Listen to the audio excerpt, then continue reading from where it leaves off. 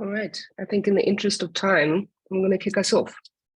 So firstly, good day and welcome to our session, Developing a FHIR Query Service, a hands-on experience with Zimbabwe's National EHR. We are very excited to have you here today. During this session, we'll spend some time building context for the work we've been doing with FHIR, including the use cases we've selected and our approach to the technical implementation. You will also have an opportunity to see the Impilo FHIR service in action, and then we'll break out into two groups for an interactive session. We'll then close in a plenary with an open forum for questions and answers. But as we move through the presentation, please feel free to ask any questions using the chat functionality. First things first though, let me introduce you to your facilitators. So I'm joined today by my VitalWave colleagues, Harold Hansi and Pierre Dane. We are a group of passionate health technologists with experience designing, building, and implementing health information systems across sub-Saharan Africa. And Harold and Pierre will be leading the technical breakout sessions in a bit. Our primary objective for today is to have you walk away with a stronger knowledge and practical experience with using FHIR. This workshop is best suited for those who already have a conceptual understanding of using APIs and the HL7 FHIR data standard. But if you're not a technical person or don't already have an understanding of these concepts, we still encourage and welcome your participation. And most importantly, we just hope you learn something and have fun. So I'll start with some background information for the Impilo FHIR service. So the Impilo EHR is a Zimbabwean-grown national electronic health record. It is owned and led by the Ministry of Health and Childcare and was designed to support health workers follow clinical protocols for priority health services. It includes modules for patient registration, patient management, and stock usage tracking, amongst others. And VitalWave has been providing targeted technical assistance support to the MOH with a primary focus on adopting global best practices. A primary goal for Impilo is to be scaled and sustained in an enterprise health information system ecosystem. And to that end, adopting FHIR standards will be a foundational or is a foundational building block. And although Impilo has an interoperability layer, it does not currently use international data standards for all facets of data exchange, which limits its potential for efficient integration with other digital health systems and applications. And without this common data standard, system integrations have historically been hard-coded and data elements not systematically defined. So by adopting FHIR and making use of a standard API for integration with the Impilo EHR, health data can be exchanged across various information systems within the Impilo ecosystem. It also allows for other developers to easily contribute to and integrate with the EHR. And finally, key stakeholders are able to understand how Impilo data elements relate to other medical terminologies. I'll briefly touch on the HL7 FHIR standard and the use cases we've developed for. So essentially, the FHIR data standard is designed to enable the exchange of healthcare-related information. It follows an open specification with modern API approaches, which makes it easier for developers to contribute to Impilo and aligns with other digital global goods to foster integration. It enables rapid exchange of accurate health information, such as connecting lab results, prescriptions, and outreach activities to a patient file as soon as the information is available in the external system. And in so doing, it reduces duplicate data entry and errors. And finally, it enables robust traceable access and reporting specifically for health information. So this means it's easier to adopt and map medical terminologies, as well as use data structures that are common to healthcare. And it also has change and access history built into the FHIR specifications. As a starting use case, we opted to define a facility registry resource. This is because it contained non-sensitive data and allowed us to focus on building specific foundational components for FHIR with a relatively simple demonstration of what FHIR can enable.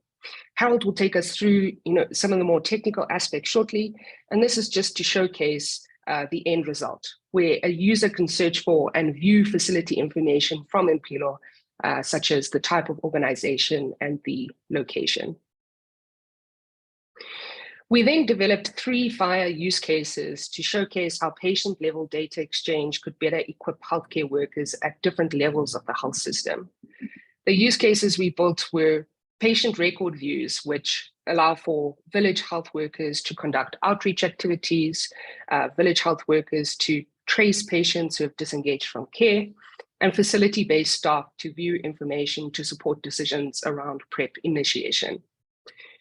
By being able to access these data, healthcare workers will be better equipped to make intervention, prevention, and treatment decisions. Notably, we are still building out various FHIR components and mapping to use cases on a needs basis. So the FHIR service currently only facilitates the retrieval of data from Impilo and not yet the receipt of data from other systems. I will now hand over to my colleague Harold to take us through the technical approach we adopted for this initial FHIR service. Over to you, Harold. Great, thanks, Jackie. Let me share my screen.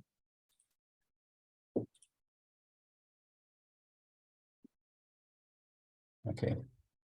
Thanks once again, Jackie. Hello everyone. Thank you very much for joining us today in this interactive workshop. Thanks, Jackie, once again for that introduction and an overview of the work that we are doing in Zimbabwe in terms of the FHIR service.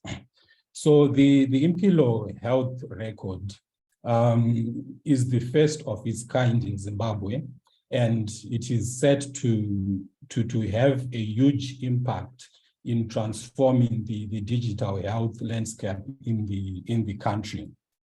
The system is already indeed helping clinicians and medical care providers with access to accurate and up-to-date patient information at the point of care. Thus, this is helping them, enabling them to get quick access to patient records for coordinated and efficient healthcare provision at the facility level.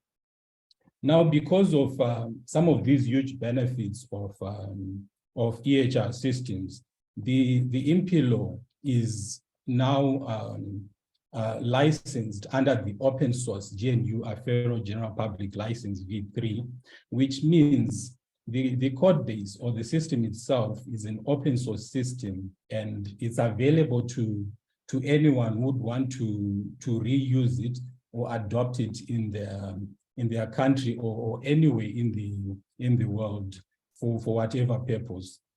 So because the system is open source, it only made sense now to create an interoperability layer that's international, well known, and is a standard that is mostly used by other healthcare systems in the world.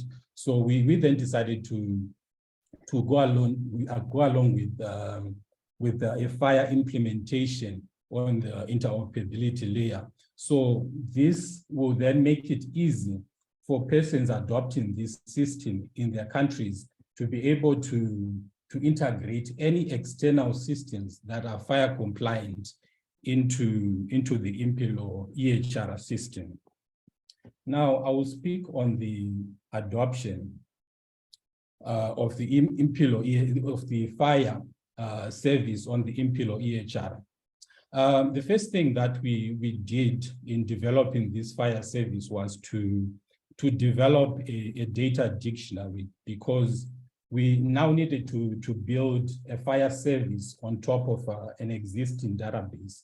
And so it was important to understand the kind of data that we had in the Impilo EHR and see how that data can be mapped or made available through FHIR resources. And then the next step was to then develop FHIR profiles. So FHIR profiles basically enable the service providers to then be able to restrict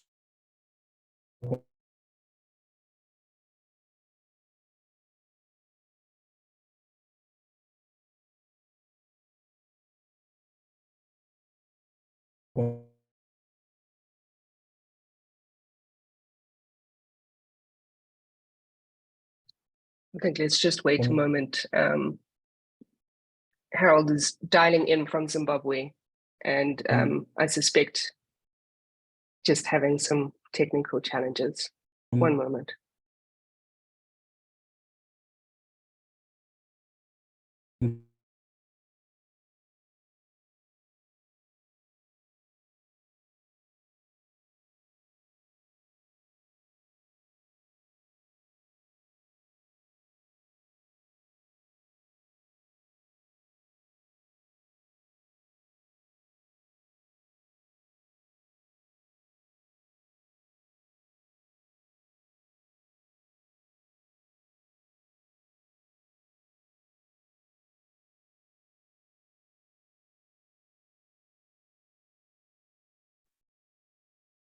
I will take over from where he dropped.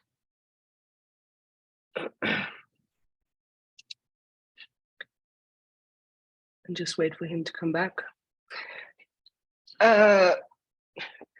So Harold was busy explaining how we developed FHIR profiles. In conjunction with the various profiles and resources that we developed, we also developed a portal that allows for the management of the FHIR service. This means that you can assign specific permissions to different developers or the sort of technical users of the FHIR service. And I'll show you what that portal or how that portal works in a moment. We also had, we used the Android FHIR SDK toolkit to showcase how the FHIR service might work.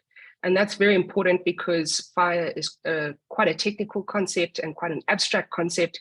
And we wanted an effective way to really showcase how the FHIR service would work. And then in our next phase of work, we developed a patient resource that allows for the exchange of patient level data.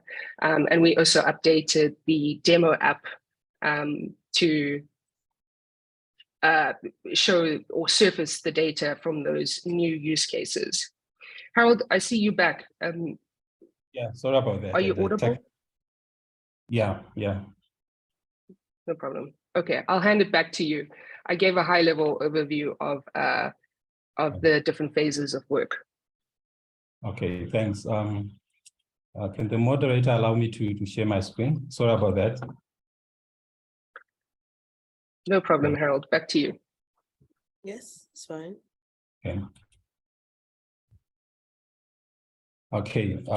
Thanks, Jack. Thanks for stepping in. So I was saying, so we then developed the data dictionary, and we started off with a few FHIR resources, namely the location, the patient, organization resources, and we developed this using the FHIR library. So the patient resource, just to give you a brief on that, because we're going to be looking at that more in the session. So the patient resource basically describes the demographics and other administrative information about an individual receiving care. And also the location resource provides details and position information for physical places that provide healthcare facilities. I just want to speak more about profiles, FHIR profiles. So in every FHIR implementation, profiling is one of the most important things, because it then gives you the ability to alter FHIR resources based on the type of information that you would like to expose to applications integrating into your FHIR API. For example, if you look at the base patient resource that is described or prescribed on the HL7 website, you'll notice that it doesn't contain information on HIV data. And so using profiling, you can make use of tools like extending and restricting elements. Thus, you can add additional data elements to your FHIR profile in order to describe more data. Like you see on the screen there, we added HIV data and PrEP information to the patient resource through profiling and extending FHIR resources. So we will be looking more into this during the interactive part of this session. And now I just want to also talk about accessing the FHIR service, the Impilo FHIR service. So the Impilo FHIR service is publicly available to anyone or any system that would like to integrate into the Impilo for whatever particular use cases. So access to the API is provided based on the type of use cases that you are developing and the nature of authorization that you would have been given. And so I would just want to move on and just take you guys through a demo of the use cases that we developed for using the location and patient FHIR resources. So the first one would be the Impilo Hospital Finder app that we developed. Basically, what this does is it's a mobile application that allows whomever is using it to get access to locations of healthcare facilities around Zimbabwe. What they can do, they can actually search for healthcare facilities within a particular radius from their current location. For example, 10 kilometers, the app will show them healthcare facilities that are within 10 kilometers from their location. They can also search for healthcare facilities using district level parameters like a broader locational coverage, like for example, Harare. And in addition to that, once you have located a particular healthcare close to you, you can actually navigate to it using Waze and Google Maps because they're already integrated into it. The application also has a visual that you can actually use to actually see on a map the location of the facilities relative to your position or to whatever search parameter you are using for Zimbabwe. So like you've seen on your screen, it's showing facilities within 10 kilometers from my current location, and I can get contact details, the name of the facility, and directions to that facility. I will now quickly move on to the patient app that we developed. So the patient app basically, it's basically intended for use by a mobile or remote health worker, like persons who move around in remote areas, providing medical advice or medical assistance to people. So what this does is it basically gives them access to patient level information with regards to their prep checks, their visits, whether they're taking medication or not. And generally, it gives them access to key HIV data so that on the field, they are able to provide quality service based on quality and accurate data.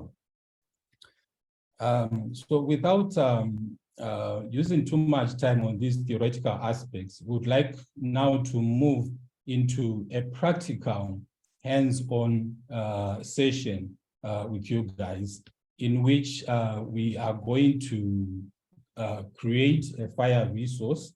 We're going to create a patient and a healthcare service FHIR resource.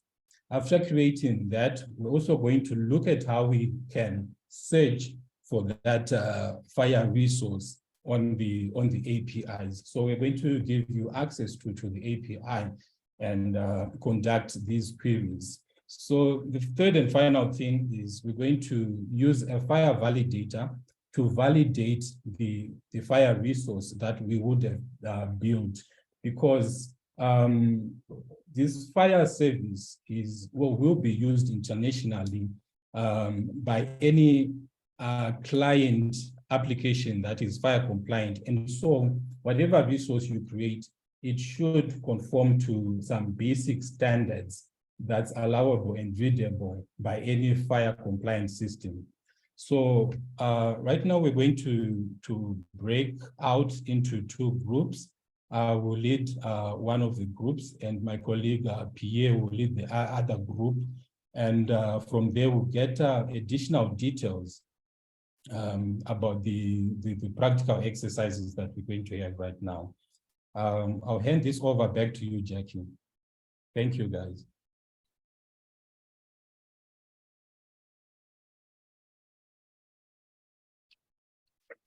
Thank you. You should all receive notifications to go into breakouts now.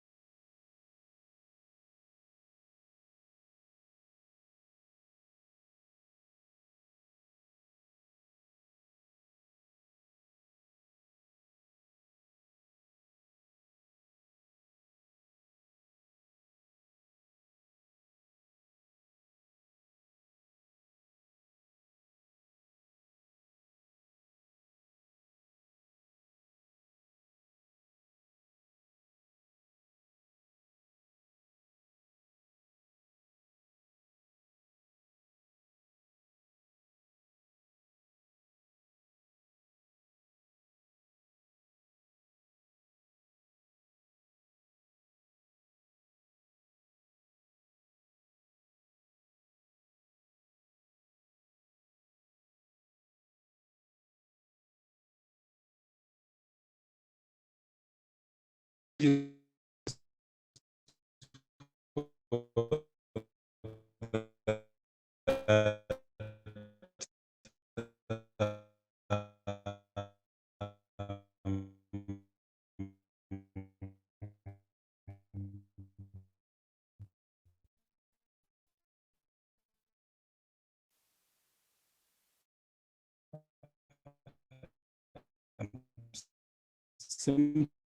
to be having network issues. But I think I'm back.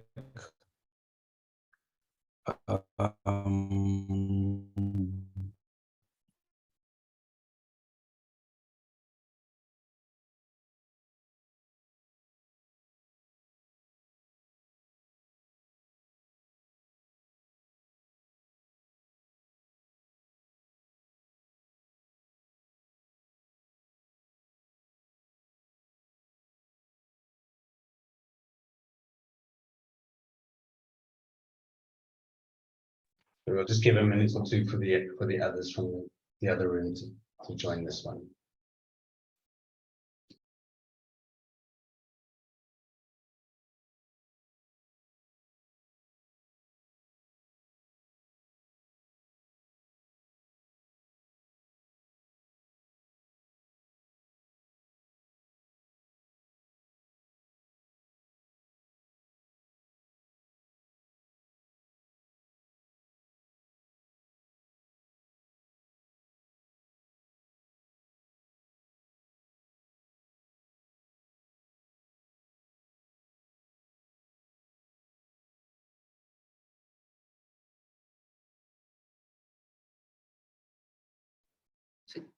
While we're here, did you have to do your own custom validators to deal with your extensions on the, I think it was the patient resource?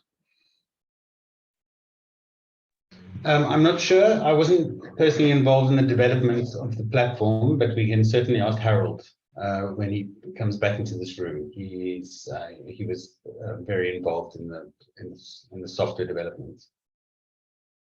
I know it was using existing FHIR libraries, but how they extended those to handle validation of extensions, I'm sure Harold can tell us.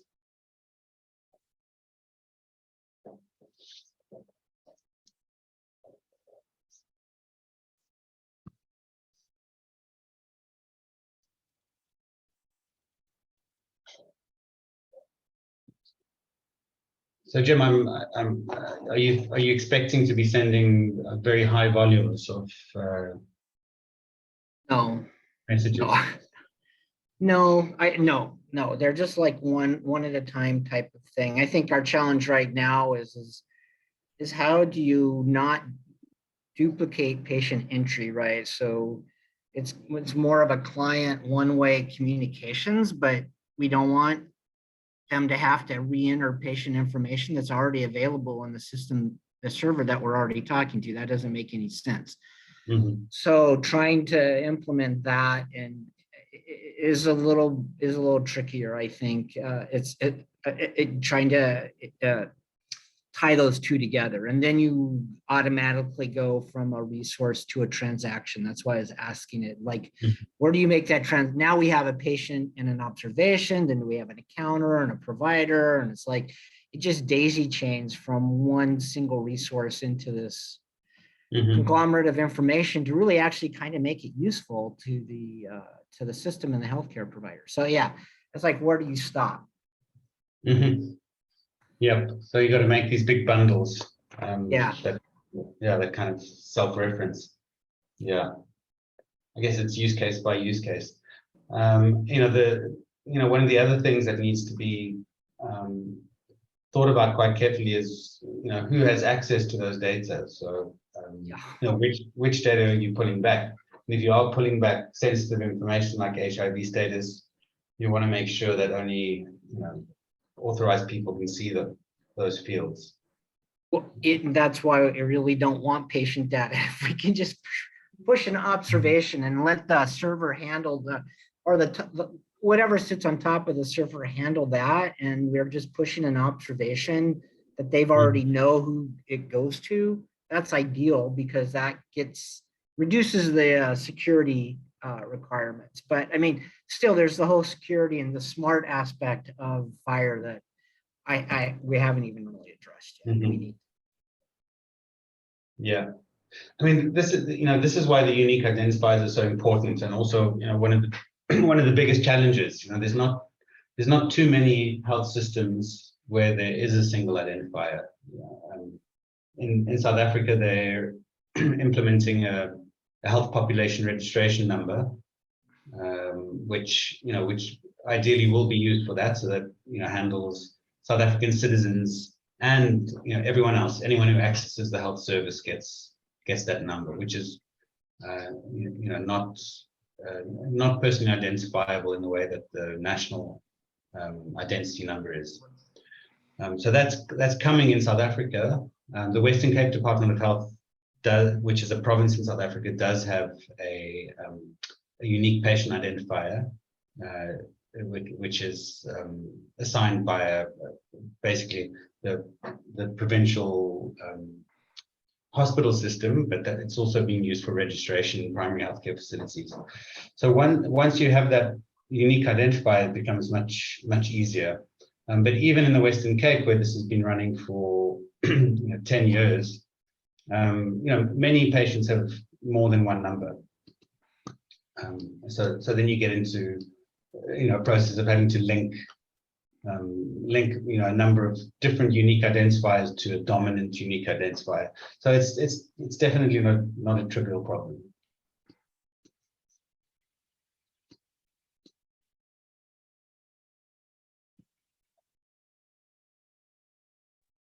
I think we all back now from our breakout sessions. I think it ended a little bit abruptly, so thank you for your patience. I just want to pause here and see, well, we want to spend the last few minutes just in a Q&A, hearing from you, what did you find interesting? What would you like to understand in more detail? And perhaps even how you are thinking about implementing FHIR as part of your own projects. Yeah, so Jackie, we had a chance to actually go through some of these, and Jim was talking about their work developing a FHIR interface from a mobile device for submitting observations to a FHIR server. And one question he had was around extending the FHIR validation within the API to handle extensions. So I didn't have the answer to that, so I was waiting for Harold to be back so that he could maybe talk to that. Harold, did you catch that question? Yeah. I think I got it. Thanks, Pierre. So it's adding extensions to that. The validation. To the validation. Mm-hmm. Sorry, for which particular resource? The particular resource. For the patient resource, if you add an extension that's not standard, how do you have to manually add that extension to the validation logic within the API? No, not really. So when you add extensions, you then need to define your profiles. So as a country, you have a profile, and that extension will be part of your country profile. And when you then validate that against any kind of FHIR validator, the validator will then look at your profile and assess if the extension is valid from there. I hope that answers you. Okay, yeah. I'm gonna look into that. I'll look into that. Okay.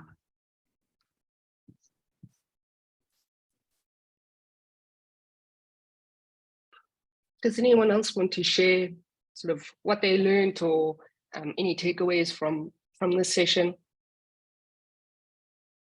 Or further implementation questions? Patrick, I see you off mute, but you're translating.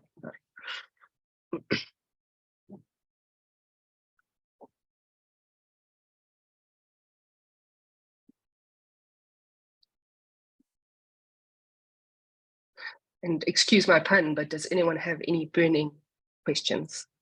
Otherwise, we can close out the session.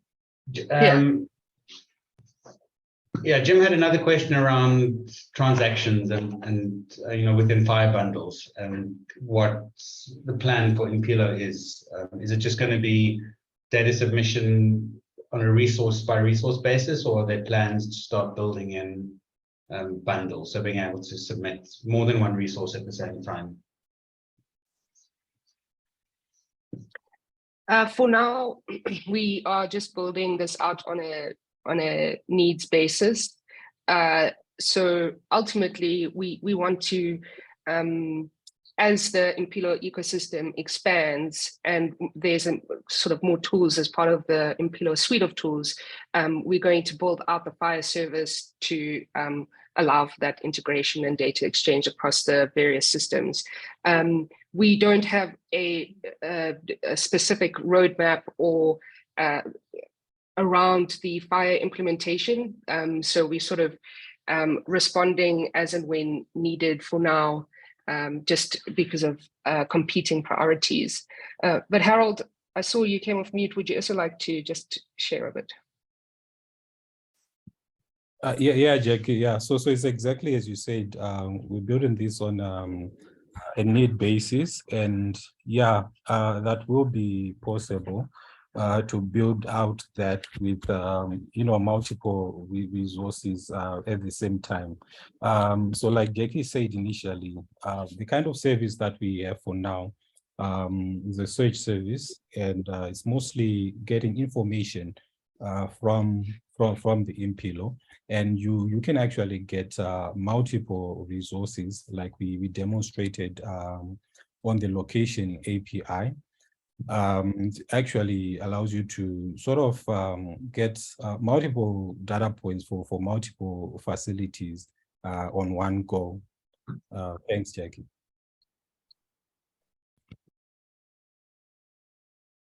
Thanks, Harold. I think so just to highlight, and this was based off a question from earlier in the session, ultimately what we do want to do is create an implementation guide for Zimbabwe. And that activity would have to be done very closely with the Ministry of Health and Childcare to define various resources or guides that are specific to the Zimbabwean context.